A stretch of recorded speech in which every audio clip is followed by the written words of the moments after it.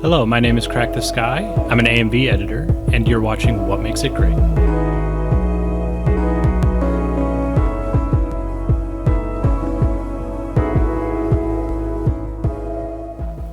Hello, everybody. Welcome to episode 6 of What Makes It Great, a show where we take a look at a great AMV and then break it down and figure out what it is that makes this video great. If you've been watching this series, or at least if you watched the last episode, you'll know that the last video we watched was an end of Evangelion video from like 2003. It was very, violent and despondent, and just kind of had this hopeless tone that ran through it. Today we're going to be looking at another Evangelion video. This one uses the rebuilds, but it has a completely different tone. So I may do this from time to time where one episode after the other we'll kind of watch the videos that use the same source and see how the editors in those situations approach that source from completely different angles.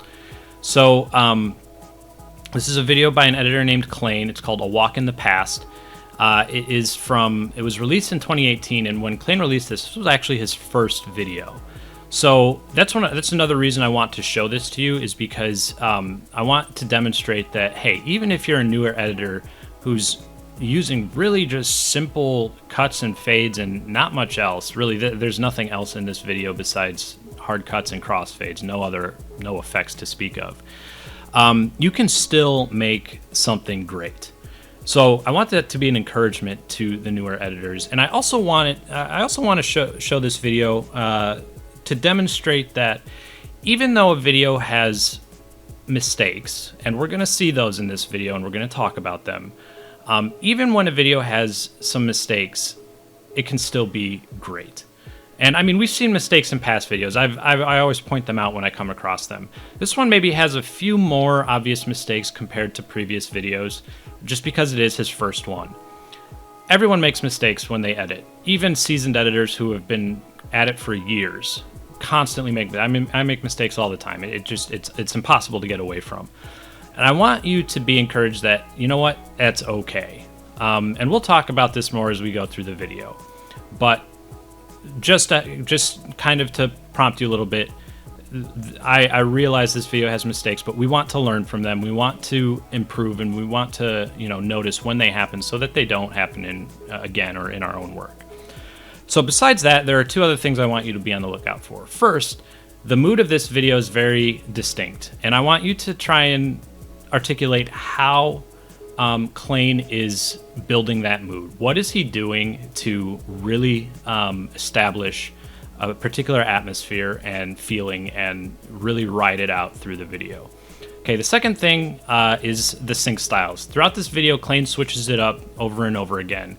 Sometimes it's not always the best thing, but for the most part it works really well.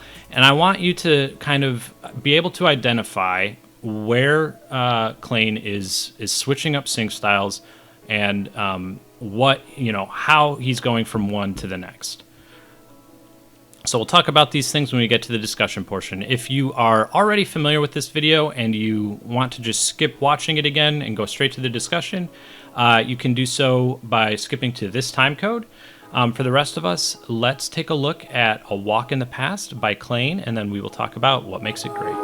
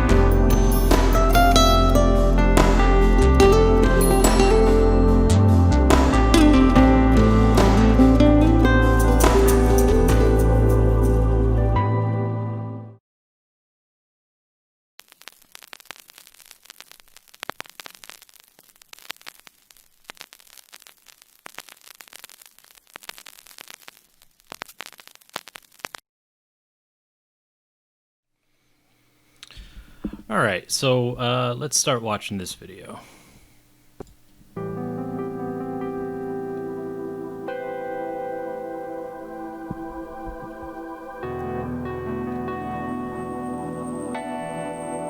Okay, I'm going to harp on this on probably almost every single video we watch together, but if you have been around and watched previous episodes, you know what I'm about to say.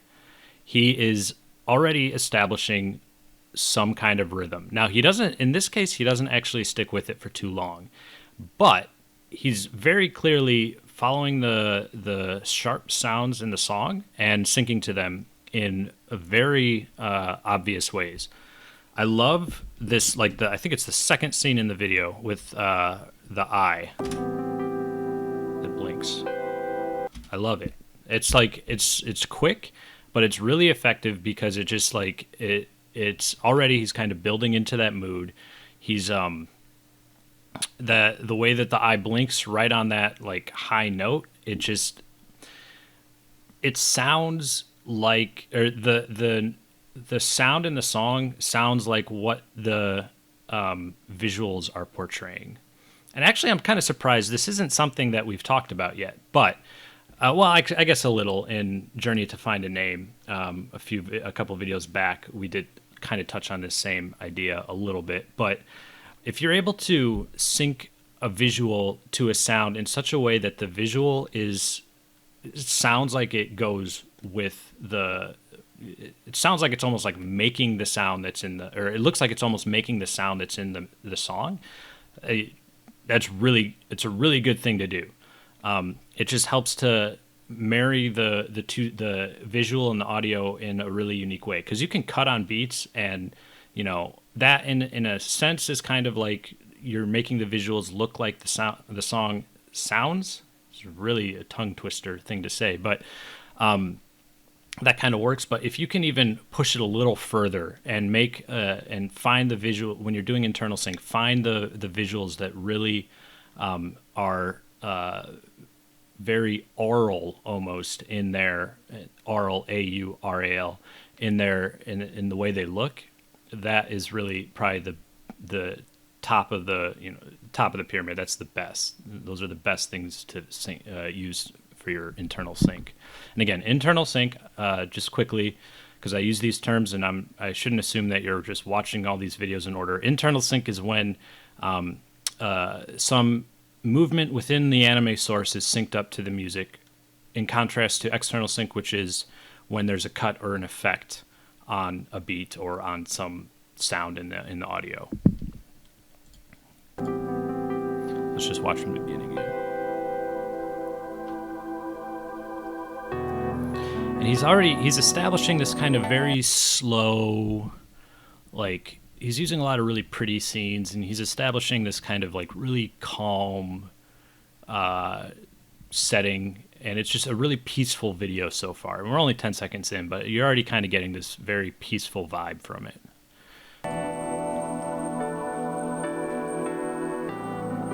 So, a couple things here. Let's go back. Let's rewatch from here.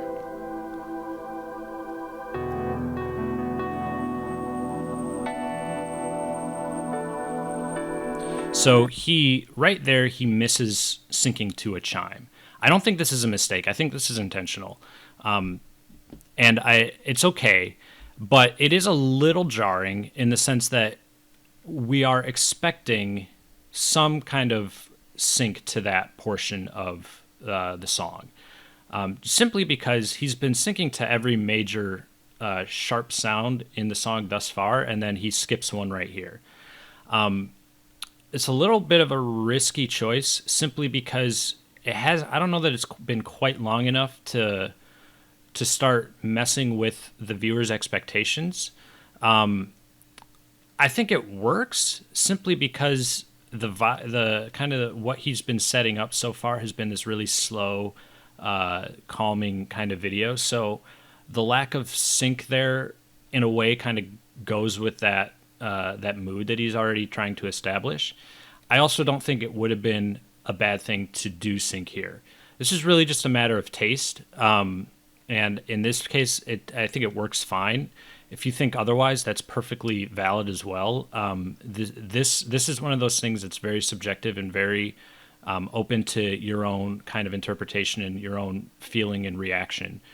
In this case, in my opinion, I think it works, but I just wanted to pause here and mention it because I realize that some of you may have noticed that, and I wanted to just say I think it's okay either way.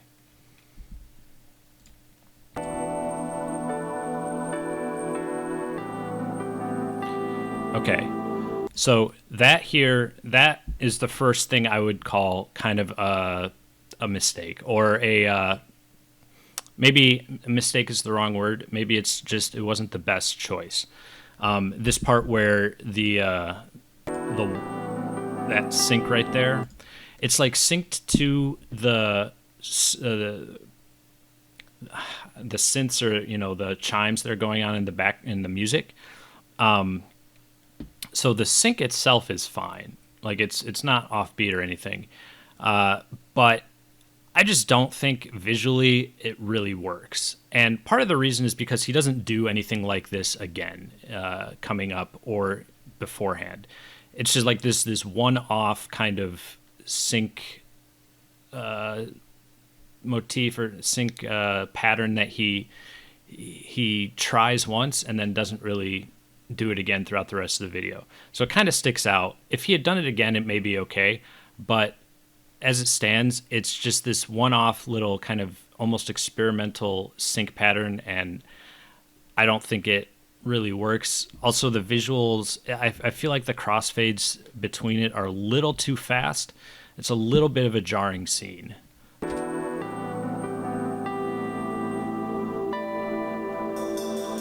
And this is, again, kind of subjective. I don't know that I would have faded to black there before switching to this next scene. That's more of a stylistic preference than anything. It's not really something I can say he did wrong. I just think... Let's see if I can try to explain why I think that. I think it's because the music hasn't faded out. Like, it's still lingering. The volume is still pretty much at the same level as it. It wasn't like fading out at all. It was just kind of sustained throughout that entire time. And he faded out to black. And there's a kind of a bit of a disconnect there. Again, it's more stylistic than anything. It could be considered something that works. I personally think it would have been better to just let that scene run on and then do a hard cut into this next scene. Again, this is his first video. That kind of stuff probably wasn't really going through his mind too much, and it's not a deal breaker. It's a very minor thing, but definitely something I wanted to point out. That is really cool. That the fingers running across to those chimes. Oh, that is one of the more inspired scenes in this video, I think. I love that, and the way the arm dissolves right at the end. It's just so I don't know the right word, like so mystical almost. Like, it's so charming. Like, it's just a really cool way to do some internal sync there. And it really, again, just kind of sets the mood to be this kind of really whimsical. I've used that word in previous video. I like it, a really almost like whimsical feeling is what it gives off to me. I really like it. And it's also like bordering on melancholy already. This does end up kind of being a bit of a melancholy video, and that, that whimsical sync with the fingers running across the guardrail or whatever it is, fingers running across and then dissolving. It's like there's that mix of like kind of playfulness with the sync plus that sense that, oh, this is actually maybe a little more serious and dramatic than this is letting on at first, because the dissolving arm is kind of in itself something that's a little dramatic, right? You don't know why it's dissolving, but it is adding some kind of almost sadness to the video in some sense.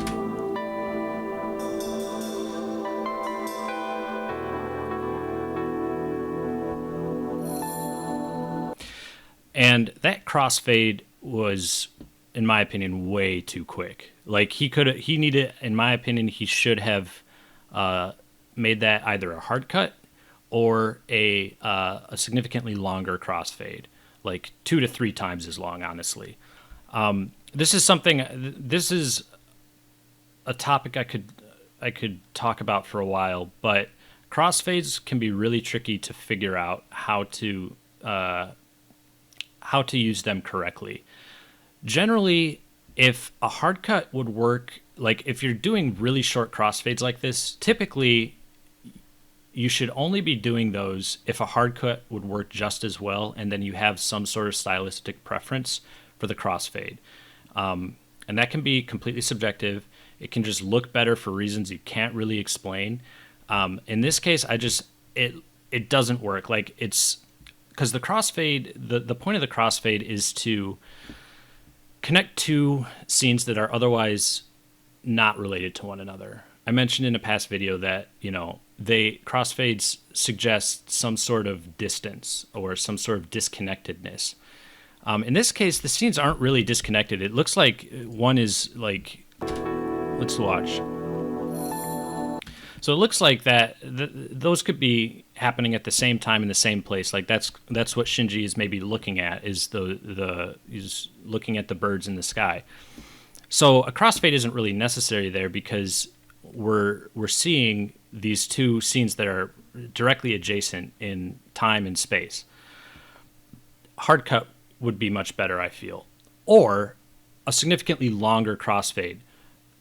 And the reason for that is because at that point, when you do the longer crossfade, you're giving the viewer's brain more time to kind of go from one scene to the next. It just allows the viewer a little more time to absorb the transition. Quick crossfades are almost never, in my opinion, when I say quick, I mean like 7 frames or less crossfades are almost never a good idea. In almost all those cases, a hard cut should be used. That's an entirely different discussion that I've already probably spent way too long talking about in this video. But for my money, I would put a hard cut there instead of a quick crossfade.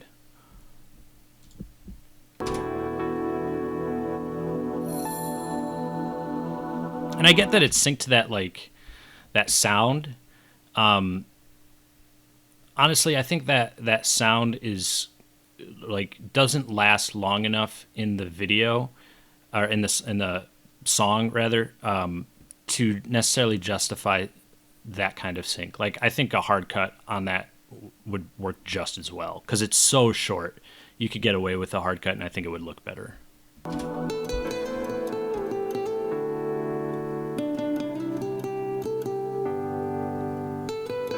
So he's establishing a new sync pattern here. And he breaks it right there, but let's go back. When the guitar comes in, it's like he's starting a new sync pattern, and it's on the every fourth beat. There are no beats, but you know what I mean.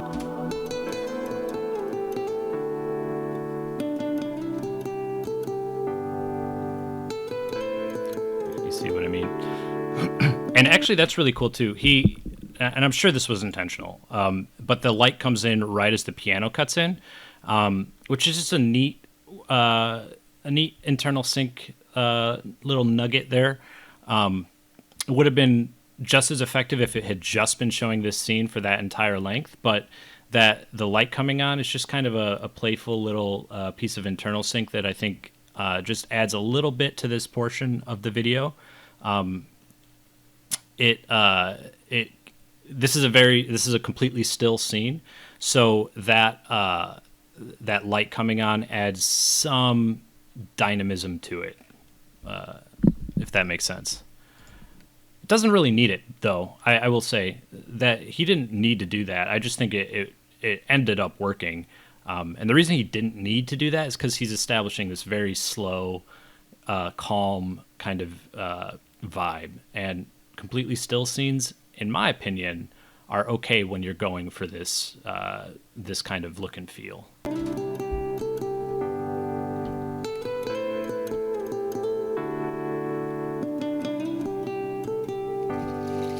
So, and actually, now that I see this, the light coming on was a very good way to set up this cut right here. So he cut, if you remember, he did that internal sync with the light coming on the piano beat. That kind of keys in your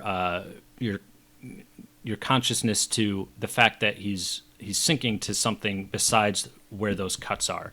And then the next round of this on the piano beat, or not the piano beat, but the piano note, he, instead of doing any internal sync, he now cuts. So this is like what I talked about in the creationist video, where in that video, Neko KitKat was using these kind of interesting sync, offbeat sync patterns to get off of a visual rhythm she had established. ClaiN is doing the exact same thing here. Now he's off of this rhythm. He's free to kind of change up his style, his sync style a little bit. In the way, and he actually kind of ramped it up. So first was this like subtle internal sync. Now it's a hard cut. But that internal sync with the light coming on kind of primed the viewer to be prepared for this hard cut in the next measure of the song. Let's watch that again. See right there. Then he cuts there. I love this part too. This is one of my favorite parts of the video. The cuts right on those guitar strums. Looking, you're getting to see the apartment, the kind of the state it's in, and just it's doing two things. First of all, it's establishing another interesting visual rhythm, which he continues past this in a different way. But besides that, it's also setting up kind of the setting of the video. Not the whole video doesn't take place here, but he's kind of setting it up as this like, it's just like day-to-day life in these characters. Setting up, showing just the messy apartment and this really cool sync pattern with the fridge opening, which I'm going to talk about more in just a second.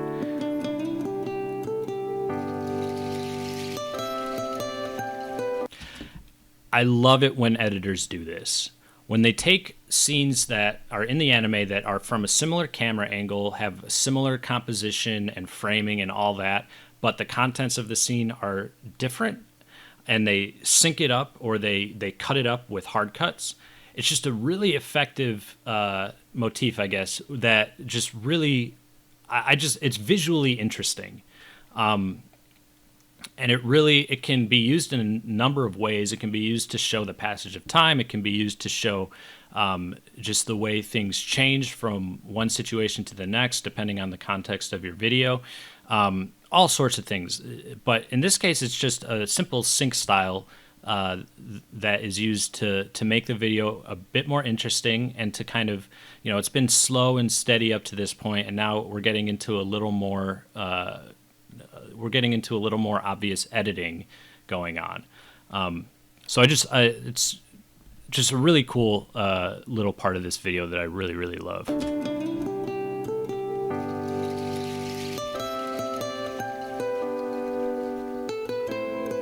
Now, that part with Pen, shaking his foot to the guitar strums, it's a little cheesy. I'm not gonna lie. I like it, and I don't like it at the same time. I think it works because it helps to establish that this is going to, we already kind of know this, but it's not going to be an overly serious video. There's going to be some melancholy. There's going to be some drama that's hinted at throughout the video, but that little part just kind of drives home that this is mostly a very laid back video that doesn't take the events going on too seriously. We'll come back to that idea in a bit, actually. I was going to keep going, but it might be better illustrated as the video goes on. So I like it. It's cute. At the same time, it is a little cheesy. Again, it's kind of a stylistic choice. Whether you like it or not, it's very subjective. I could take it or leave it. It's not the worst part of the video, but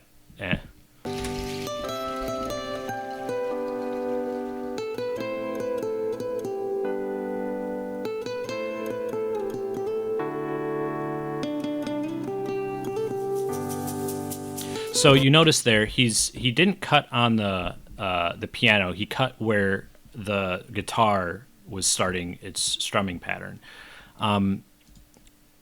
It's a little inconsistent. Well, let's go back a little further. Because he's making all these cuts as soon as the guitar comes in. And I guess that's where so he cuts on that beat. That's where it screws up for me, because the piano is the thing that was the marker for the cut.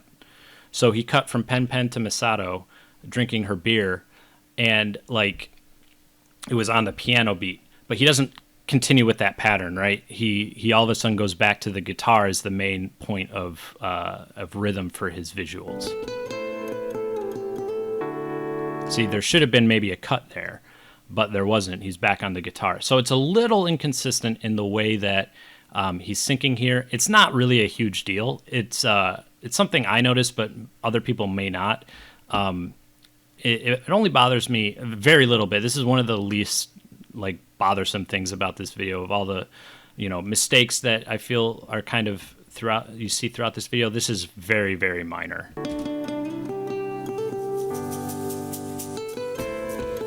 And really from here on out, there may be one or two other things that I dislike, but for the most part, what happens from here on out is good. Now, when this drum kicks in, the editing actually picks up pace quite a bit compared to what we've been seeing so far. It gets I don't want to say actiony, because it's not actiony, but it is a little more upbeat from here on out, and there's a little more sync throughout the video. So let's watch.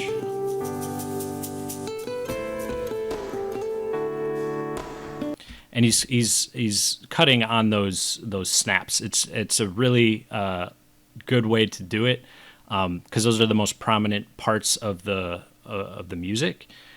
He doesn't cut to every single beat, but he's cutting on those really sharp snaps, and I think that really helps to establish a good rhythm.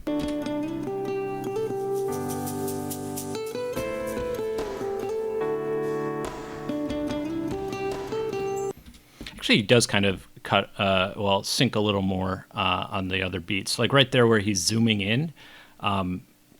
It's a really cool little effect. I guess that is one effect that he does, is some camera zooms throughout the video. But other than that, it's all effectsless. But that's really cool. It like establishes some drama. And again, you kind of get the feeling that this isn't really an overly dramatic piece. There's not a whole lot of really anything that happens. It's just mostly day-to-day life of these characters. And actually, that's what I was going to get at a little bit ago. That is one of the reasons this video works so well, is because it's taking these characters that, if you know anything about the series, they all go through some really horrific things. I actually haven't seen the rebuilds, but I know at least for part of them, they're like basically the series, which I know very well. And just terrible things happen to these characters throughout the series, and it gets really violent and depressing and psychological and all that. But this video doesn't dwell on any of that. It's very much there's no Evangelions. Like, you don't see any giant robots in this video. It's all just about these characters and kind of their day-to-day lives. That taking that context, taking these characters out of their context is just a really interesting approach. So part of the mood of this video does kind of come from knowing the series, which can be risky. You may lose some people if you rely too heavily on that angle. But in this case, it works even if you don't know what's going on. It's just a very calm, peaceful video. I think that when editors are able to take those kinds of little nuggets of, kind of like a wink and nod kind of thing, like, hey, if you've seen the series, you're going to get a little more out of it, but you'll still enjoy it either way. If they're able to do that, that's really cool. It kind of plays into, knowing, it plays into just the anime fandom a bit. You know what I mean? Like, now, I say this all with the caveat that if your video relies too much on the viewer knowing the source and understanding the source to really get the most out of the video and to really enjoy it at all, you're probably doing it wrong. You want your video to be intelligible on some level to someone who has no idea what's going on in the source. But ClaiN here kind of is able to do both. He's able to make a good video, good kind of like slice of life video, and also do kind of a wink and nod thing to the Evangelion fans who know these characters and know what happens and say, hey, this is different. This is not what you're expecting.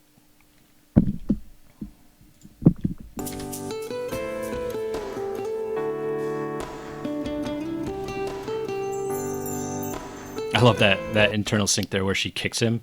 It's neat. Oh, and I guess there was some rotoscoping there that I never really noticed before, with what's his name, Toshi, coming up. Yeah, I guess there's a few more effects in here than I really noticed, since in previous times I've watched it. But it's kind of cool, like it's just showing the life of Shinji. Like he's kind of a bit of a loser, just as he goes about his day-to-day life. Yeah, and just it's really making Evangelion seem like it's like a slice of life series. It's just a really interesting approach. So this portion, it's some good editing. I'm not going to spend too much time on this because I think it kind of speaks for itself. But you see how ClaiN is really cutting a lot, and he's changed his sync style from what it was in the beginning of the video. And it was right when those drums kicked in. Now he's being a lot more free with his cuts, and you're seeing the pace has picked up quite a bit. And yet it's still maintaining this really calm demeanor. And I think that's mainly because of the actual content of the scenes that he's using. It's just, it's nothing serious. It's just like the day-to-day lives of these kids. Slap right on the beat. And that another really excellent piece of internal sync there where where Asuka's doing the dishes or she's cooking or whatever, and then she gets surprised and moves forward and puts her hands down right on the snare beat. It's really, I keep saying things like this are just really cool, and sometimes that's all I want to say. Hopefully you understand that it's cool because it's syncing up in a really interesting way. The reason it's interesting, I think, is pretty self-evident. If not, I guess leave a comment and I'll try to explain further. But yeah, I like pointing those out because it helps to show that, hey, the editor is thinking about these things and he's looking for these opportunities to do these kind of neat little pieces of internal sync throughout his video. It's a good way to keep the video flowing.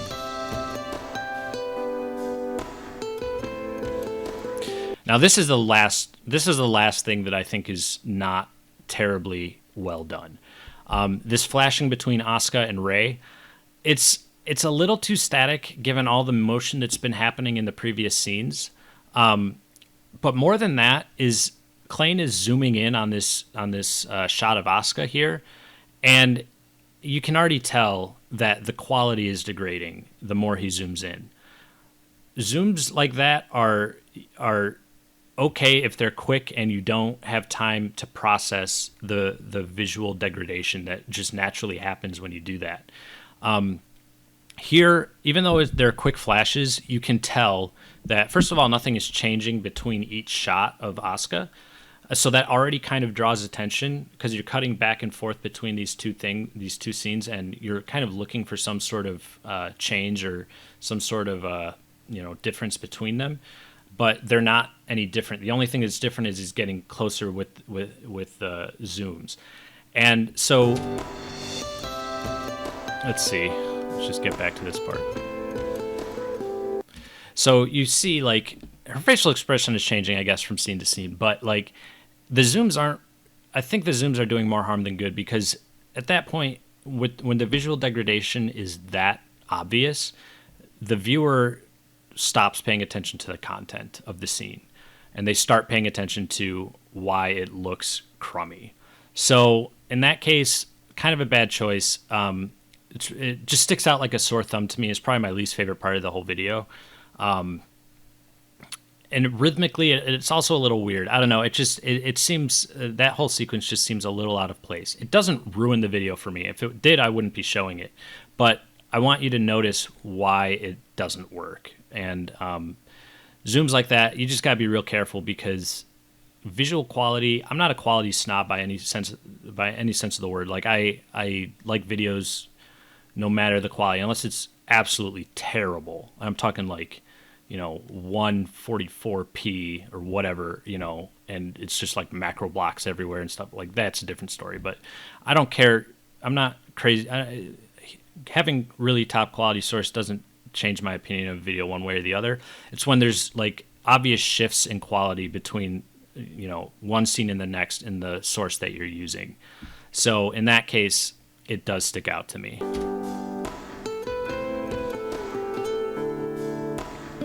That zoom out right there is really cool too. He doesn't, I think that might be the only time in this video he uses like a quick zoom like that. But it's right on the snap of the drums, and he's back into kind of creating motion and using scenes with a little bit more motion. So that is created motion that he made, but it keeps things flowing, and it's just a really neat use of that particular effect. I'm going to try to speed this up here and maybe not pause as much.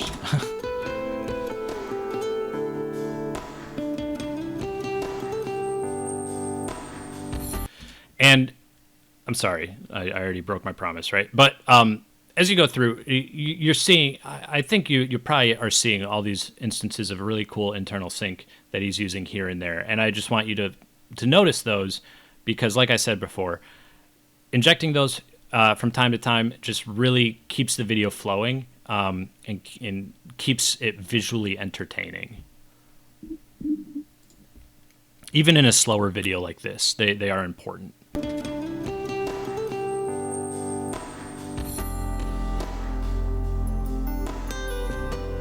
And these scenes are just so good. Like, there's not a lot of cuts. There's not a lot of really anything going on here except just scenery. But it's so pretty, and it's just so atmospheric, and you can feel this part of the video. Like, this is my favorite part of the video, because my favorite like sequence of the video, because it other than that part where like the fridge was opening, I really like that too. But this part is just like, this is where it just steeps itself in mood and atmosphere. And I mentioned in Journey to Find a Name how it's important that the editor, when making a really mood-heavy video like this, chooses interesting scenes, like scenes that are visually enticing to the viewer. That's exactly what ClaiN is doing here. He's making these scenes that, he's choosing these scenes that just communicate this like wistfulness and melancholy, and like there's this sense that, things are kind of like, I don't know, Shinji's looking very thoughtful here, you know what I mean? And it's just like communicating this sense of wistfulness. And A Walk in the Past, and it's the name of the video. It really worked. You can really see it here. That there's almost like some sort of like memory that's being tapped into here or something.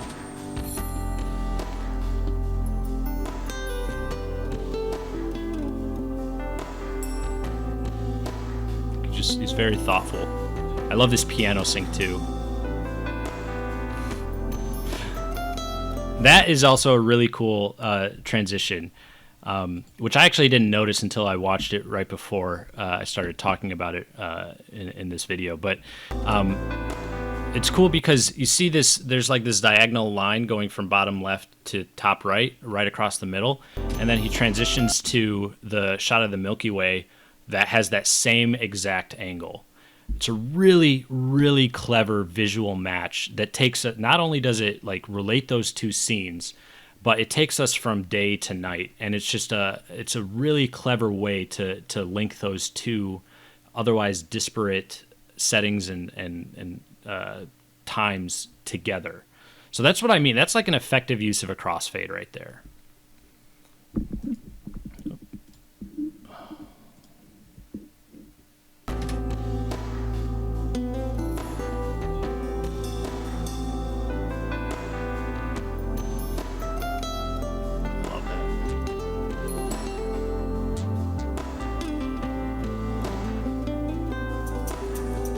basically the end, right? Yeah.